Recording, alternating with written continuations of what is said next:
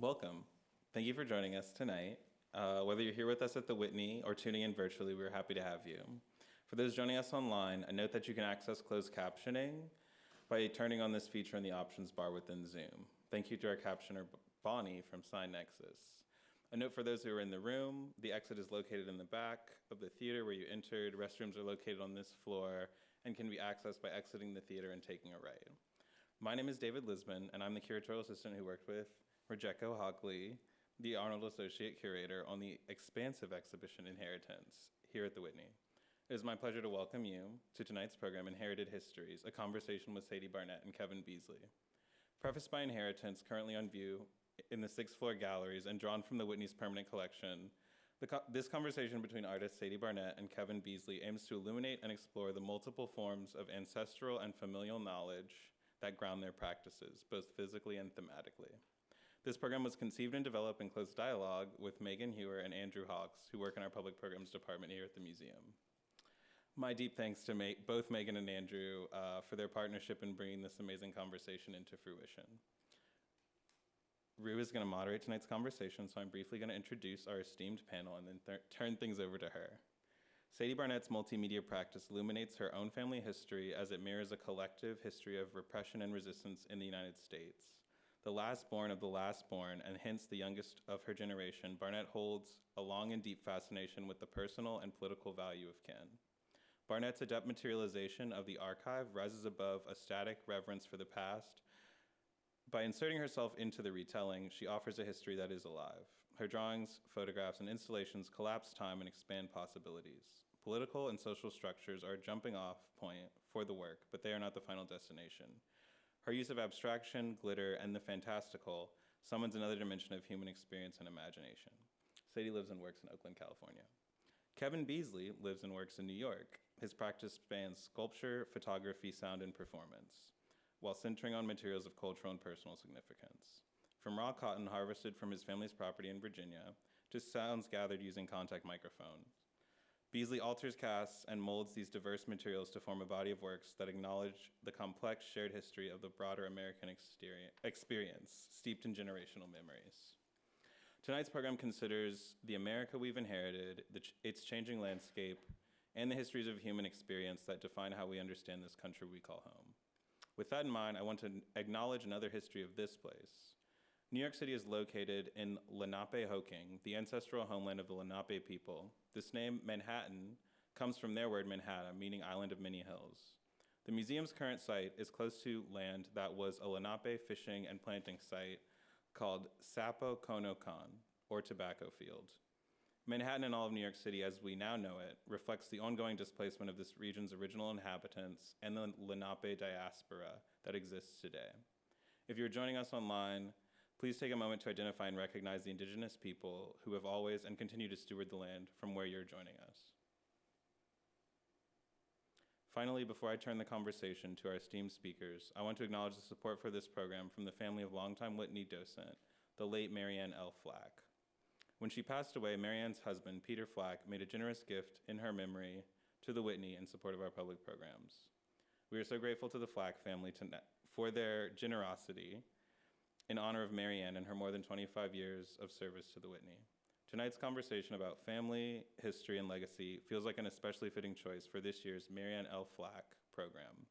We hope and trust that if Marianne were still here with us, she would have loved this evening's program. And we are thrilled that her daughters, Stephanie and Jennifer, could be here with us tonight. Thank you. And I'm turning it over to Ru, Kevin, and Sadie.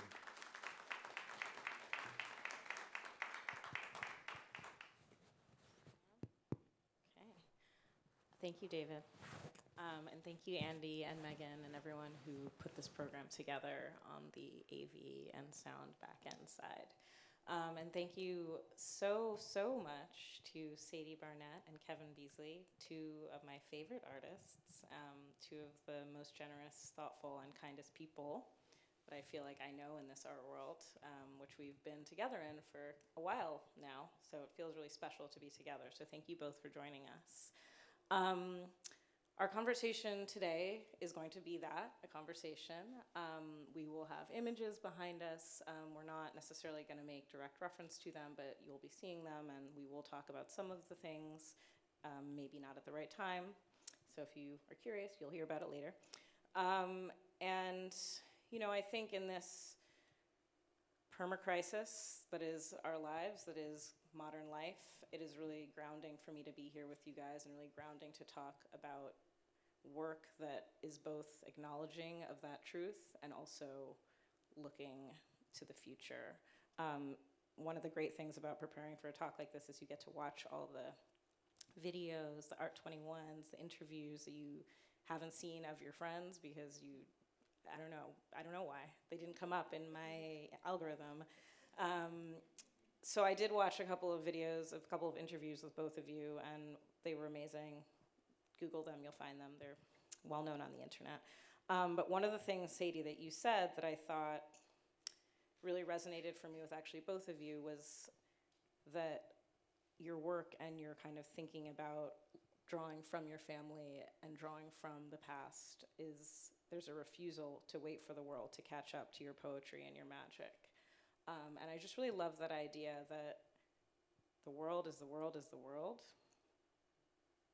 and we keep going. And so I wanted to start by kind of having both of you speak about this kind of relationship to the ideas of the panel, this ancestral and familial knowledge, this kind of grounding in that space. I think of both of you as really incredible and masterful storytellers, using kind of very different methods in terms of medium, in terms of kind of approach, but that there is really this kernel of the interweaving of personal experience with historical and generational events, and this kind of grounding in narrative and telling stories. So I was wondering if you could both talk a little bit about these ideas in maybe the work in inheritance or just in your practices in general, kind of how you think about those ideas.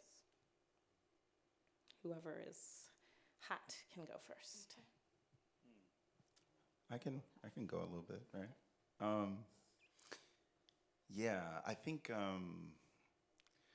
it like turns up like physically, whether that's how I kind of experience it, and I mean in a way the evidence of your existence or generational existence, what you have inherited or what you've kind of where you come from in some way shows up in my experience was like, oh, it's in the land, it's in certain objects or things that have been shared, just like with my family. And there's a moment when, yeah, like in your 20s, where you start to like really think about like, oh, my parents were like kind of right about a lot of this stuff. And then you want to reflect on it in some way. And in that reflection, a lot of truth comes out. And it's both really challenging, it's really difficult, you feel really vulnerable. But it's kind of clear.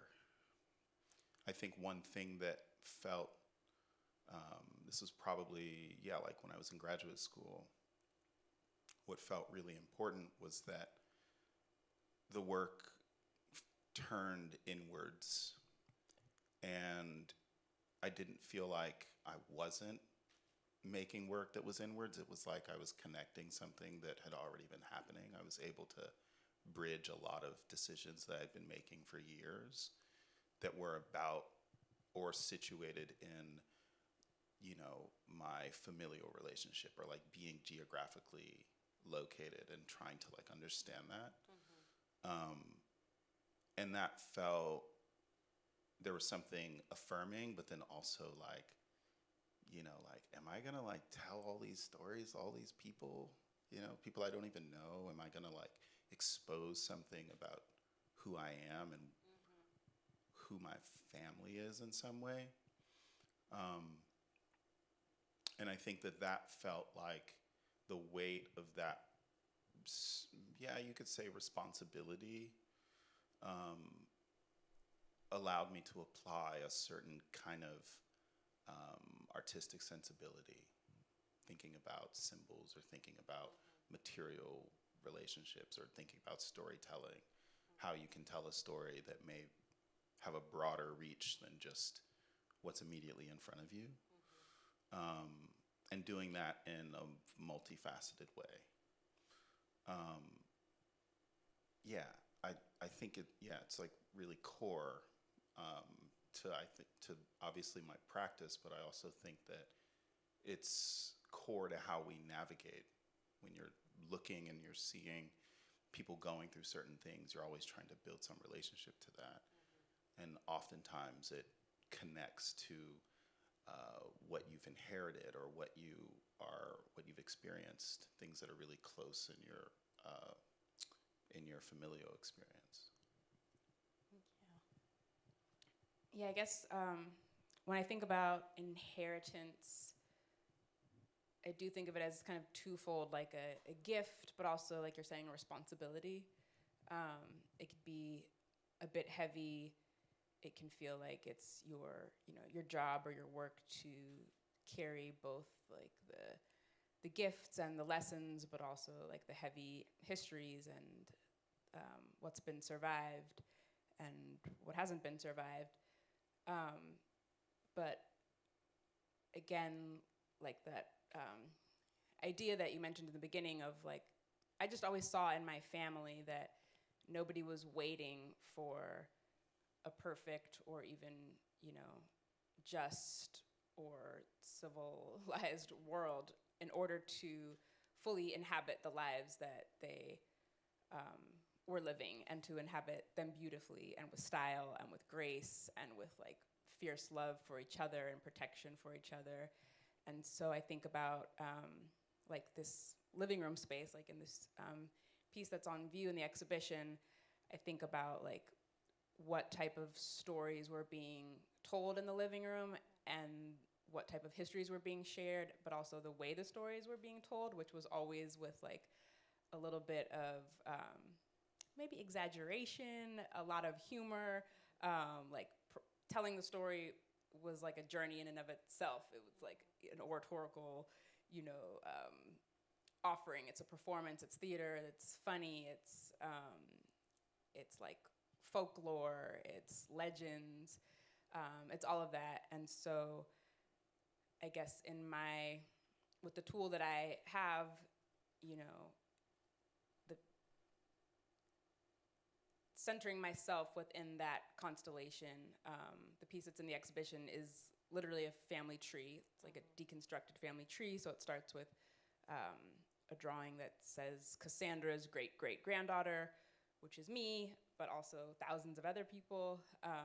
And it kind of traces my lineage back to Uncle Rodney's daughter, which, why would I not just say Rodney's daughter? Well, it's because like Uncle Rodney is how he's known in the family, and it's this sort of title that, precedes him and is almost like a type of fame within our family. So it's really a self-portrait, but not by looking at myself, but looking at who I'm in relation to and where I come from and what responsibility and gifts I've inherited.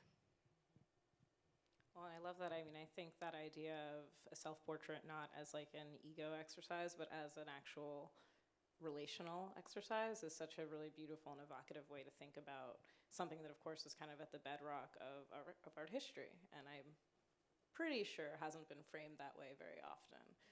So I think it's a really beautiful, literal envisioning of that, but also the ways in which I was thinking about the show.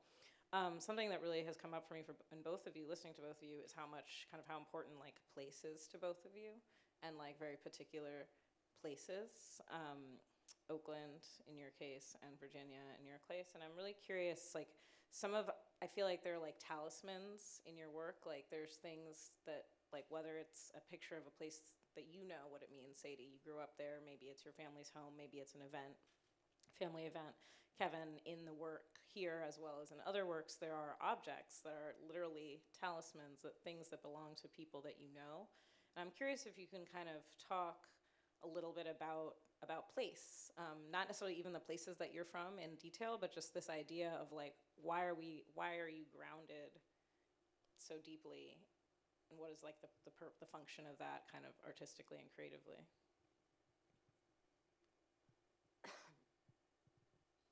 And sorry, let me just, one thing, and if you could also just tell us a little bit about the road while you're talking about it, because we heard a little bit about the family tree. Thank you. Yeah, I think, I mean, the road is interesting as a way of thinking about it because it's, for me, the work is about situating like a transition or like being in motion or migrating back and forth.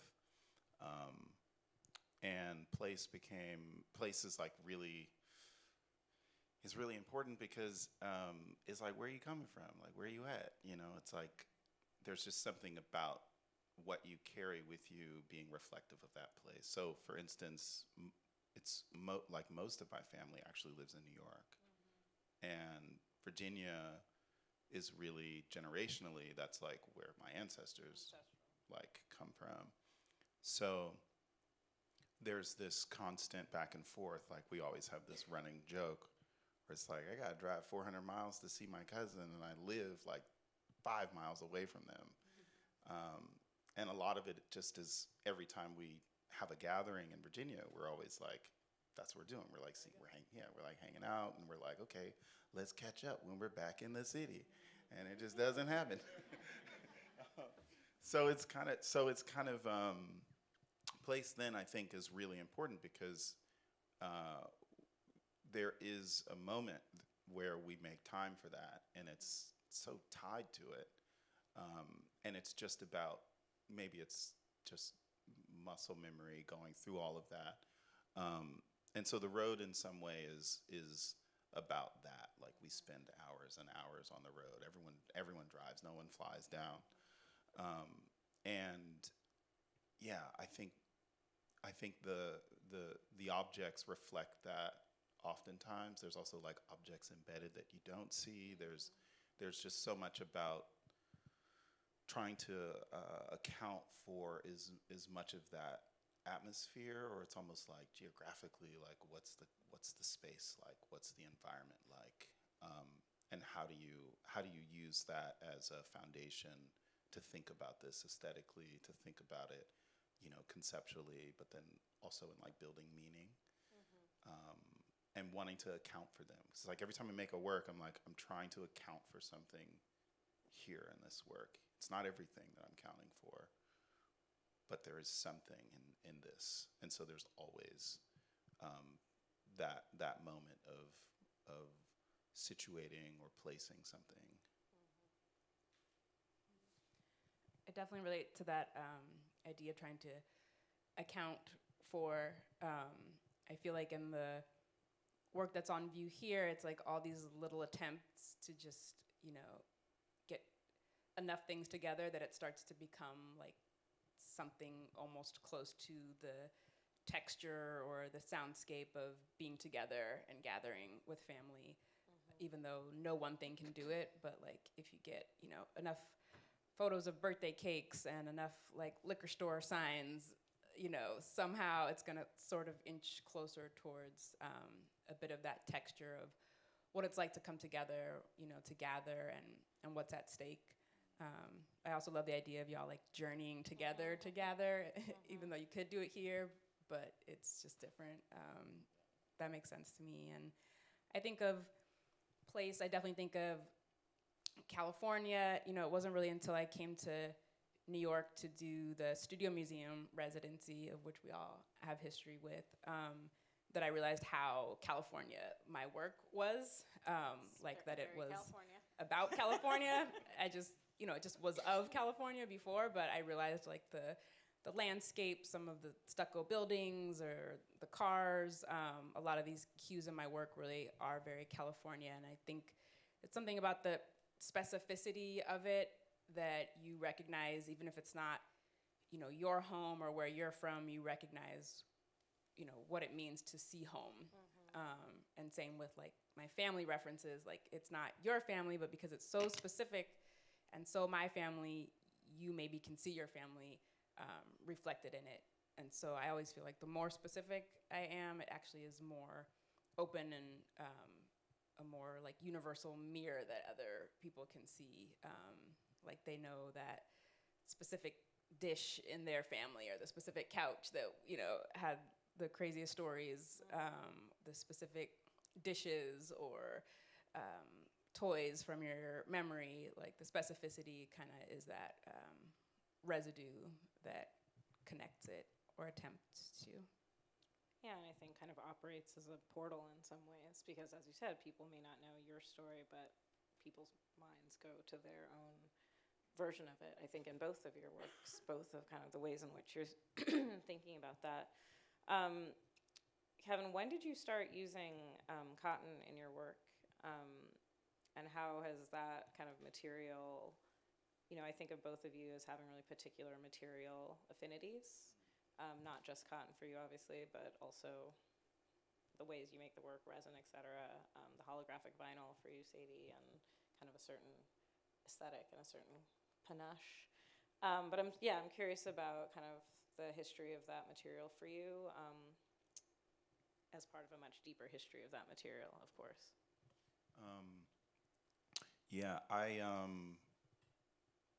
So I have this like moment where I can give like a really specific like month and like year, but then like that then becomes a reflection on like, well, wait a minute, but there's like a certain consciousness around what I'm doing with this material. So like I would say using the material was in 2011,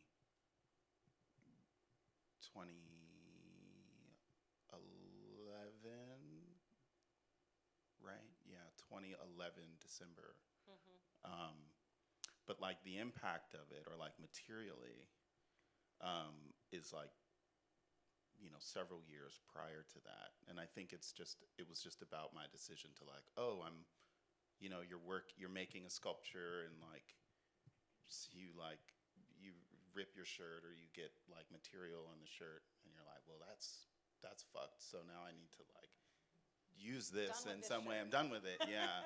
So it needs to transition into something. So like that was happening a lot in the studio. And, but it's like, and that's, cotton t-shirt, whatever. So like the experience of dealing with cotton as like an idea, but as like a much broader subject and almost phenomenon in my mind, that then said, oh, there are all of these other, like it's not just cotton, but it's like how the cotton got here. It's like and where it goes, and then like all of the sort of history around it, and starting to like really reconcile that using molding the material, thinking about it. Yeah, that's in 2011. The first cotton bales that I got to the studio were in 2017. And that was in part kind of leading into the exhibition here. Which we'll see images of very shortly. I think it's the next. Yeah. So that like, and by that time, it's like I had already been using a lot of different kinds of materials. And so to use cotton was really about, well, like it was like, this is kind of obvious, kind of too obvious. I'm like, dang, how do I do this? And then it's like, oh, it's like wood, or it's like some other material, but it's like really charged. Yeah. And the charge of the work then always, it's like, you always have to like kind of check in with the history of the material, its implications, and what it signifies or what it can point to. And that's just like a constant, so. This is an image of Kevin's show that he had at the Whitney in 2018 to 19, which, I mean, was such an incredible show. And it was so hard. I mean, yeah. Can you just tell us a little bit about it now that we're looking at it? Like, what is that? If people didn't see it. It was right before, what happened. Yeah. So, there was a motor that ran a cotton gin that was in Maplesville, Alabama. The cotton gin ran from 1940 to 1972. And long story short, I ended up acquiring it off of eBay, went down to Alabama, had like a crazy experience. And the experience was like left a deep mark, but also became, with a few exchanges, it kind of became the fuel to like say, I'm gonna start this thing. And that kind of evolved into, you have like ideas around something and you're like, well, maybe I should do this or maybe I should do that. You're not really sure why you feel compelled. But I follow that a lot of times. It's intuitive, but it's also in some way kind of trusting the process of making. It's like, well, it's like making work. It's how I navigate. If I want to understand something, I have to approach it from this way.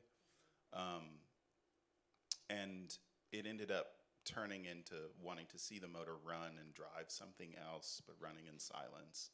And so had the chamber built for that. It was completely soundproof and set up microphones. And on the other side, there was a listening room that basically played all of the audio from the interior of the chamber, both processed and raw files. So you're kind of like inside of that space. I could talk a lot about it, but I don't want to. It was like a vibration room more than a sound room, which is like that's my memory of it as a vibration. It's the sense memory, not necessarily a haptic memory, not an oral memory.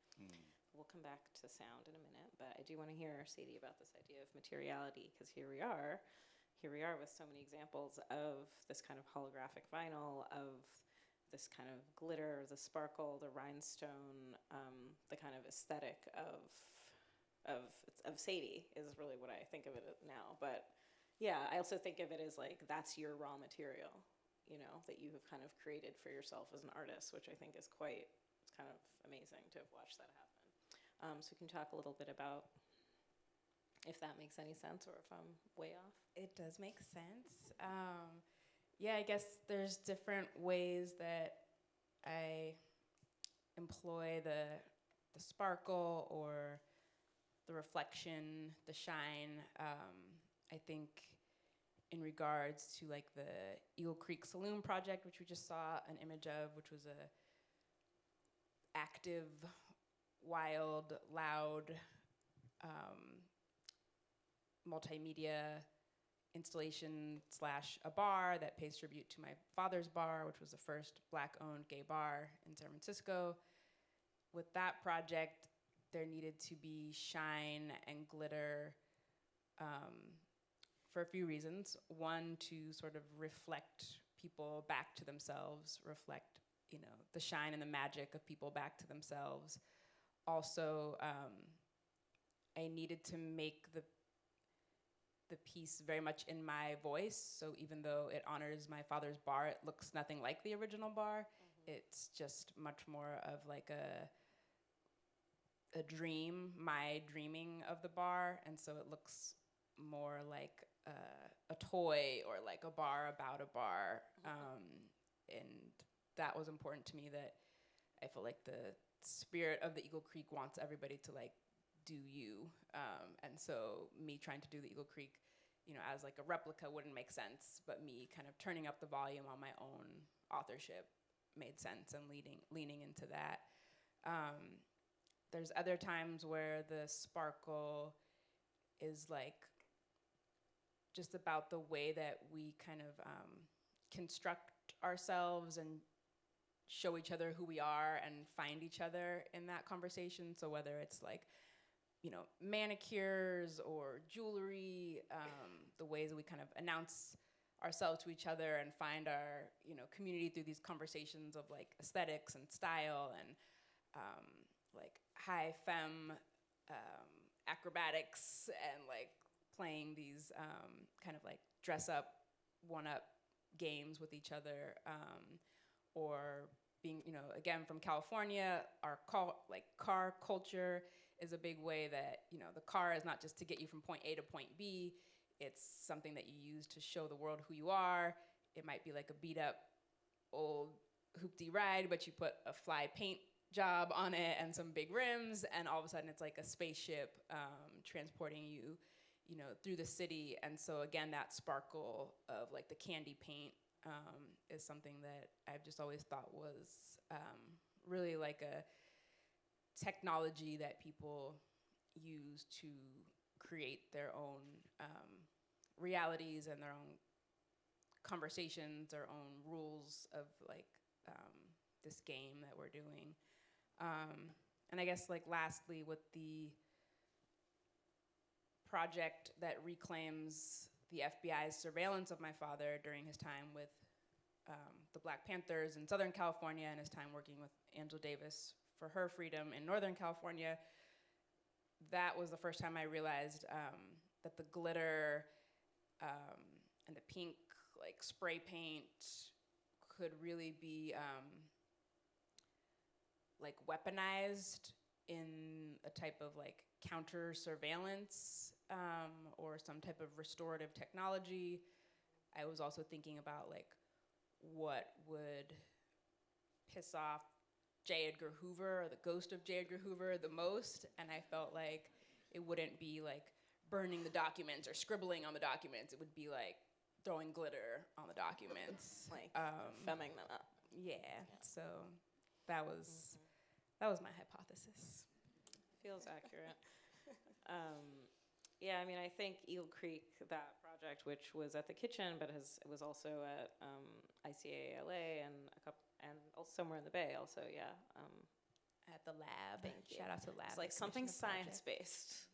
The lab. There we go. But thinking about that project and thinking about the, like, again, another kind of, my memory of going to see it at the kitchen is like a body experience because it was dark, it was a club, basically. It was people dancing, it was, you know, pink lighting, gels, kind of felt like there was a fog machine going, maybe not, and music, and like being in your body, really embodied. And it's kind of that's what I also really remember about a view of a landscape. So around behind these two sculptures that you can see, the room that you entered that was playing the sound from the cotton gin was right there. And so I'm really curious, like, I know like music is really important to both of you, but also like sound as a medium and sound as like this other component to a visual art practice, and like how you think about that.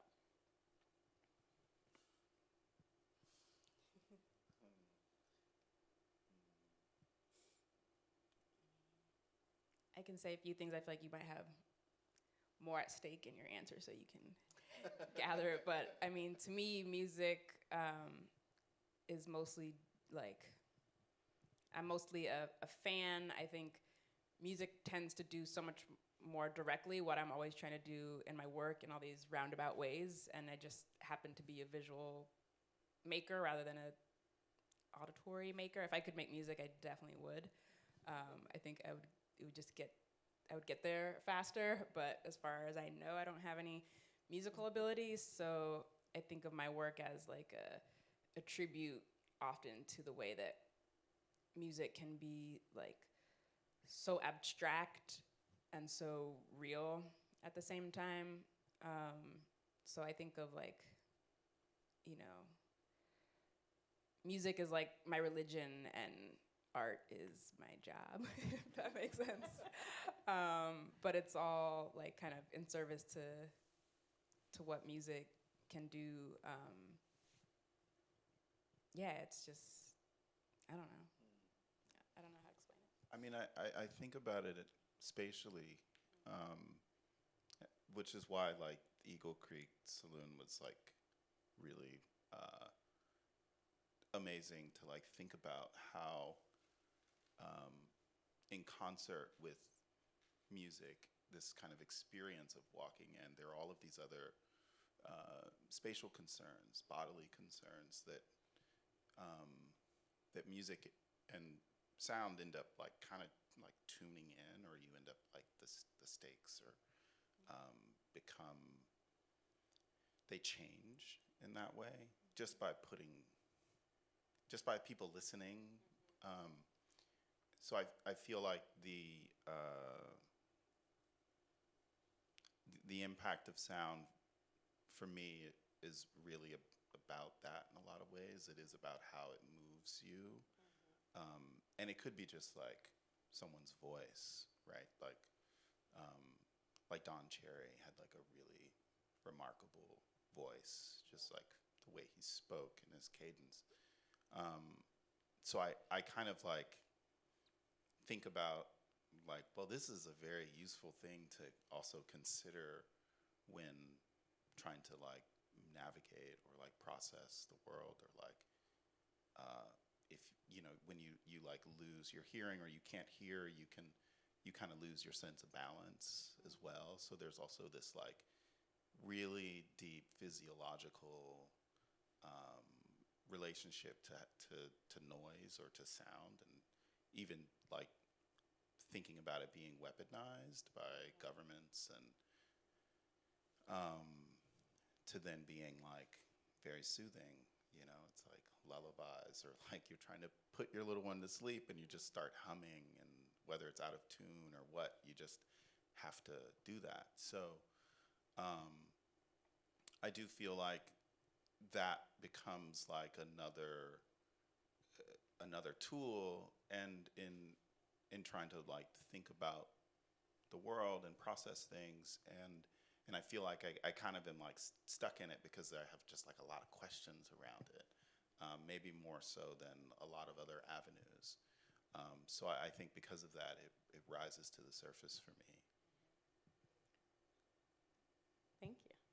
Yeah, I mean, I think it's also it's so interesting that it creates this totally different sort of experience that I think sometimes when we enter into art spaces, museums, fine art spaces that are primarily proposing a kind of visual relationship to creativity and to art and to kind of the consumption of that there's something that is disarming about music and about sound, that kind of, because it is this, like your instinct is to hum because that is like what we as a species have been doing for millennia, to put our children to sleep and to soothe ourselves in our own bodies, which is so much what the show is about, actually, is that those bigger and bigger kind of cycles of time.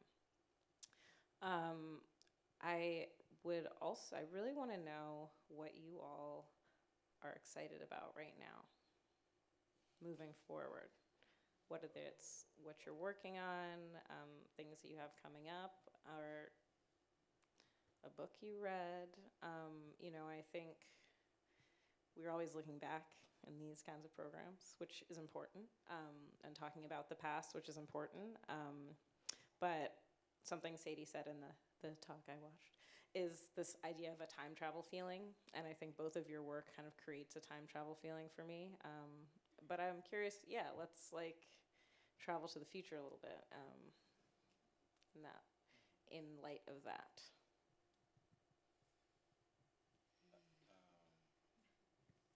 It could go in so many different ways.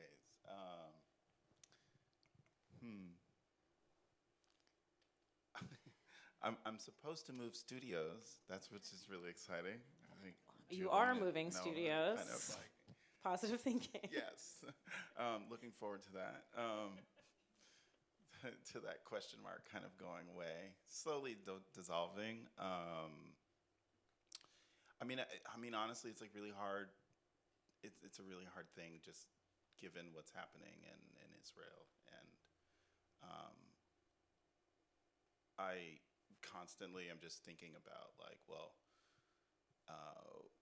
how does the work that I do, or how the movements that I make, or the conversations that I have, continue to think about a tomorrow in some way, at just its like base core, checking in with folks, I think, and having conversations that are like really difficult but also feel really necessary.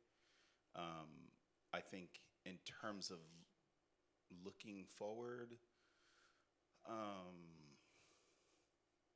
it's really hard, I think. I think.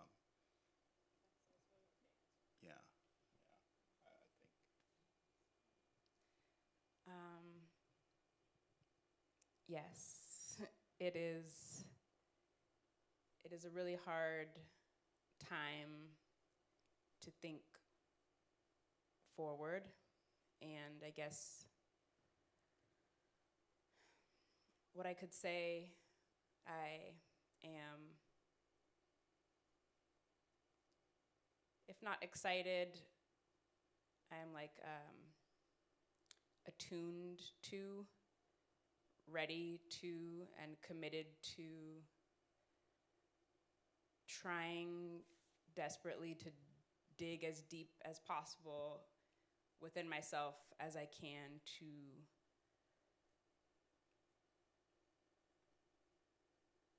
hold my own humanity and still like love on humans even as they keep, you know, showing that perhaps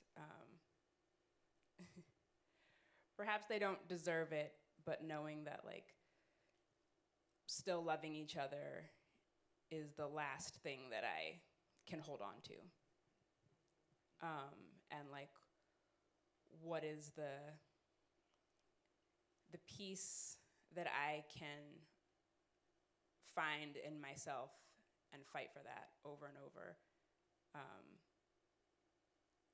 And then like get mad and give up and then start over again and again and just be like more alive. Like that drawing to me is about like kind of the worse it gets, the more alive we have to be. And I guess there's like a moment right now and always where like, wow, what an amazing opportunity to hold on to some humanity. What an amazing opportunity to study that. And to just keep making art because for whatever reason, that's all I got. Well, thank you so much, both of you. Thank you so much. It's such a pleasure to be here with you, and I really am moved by both of you. I think I just want to end it right there. Thank you so much.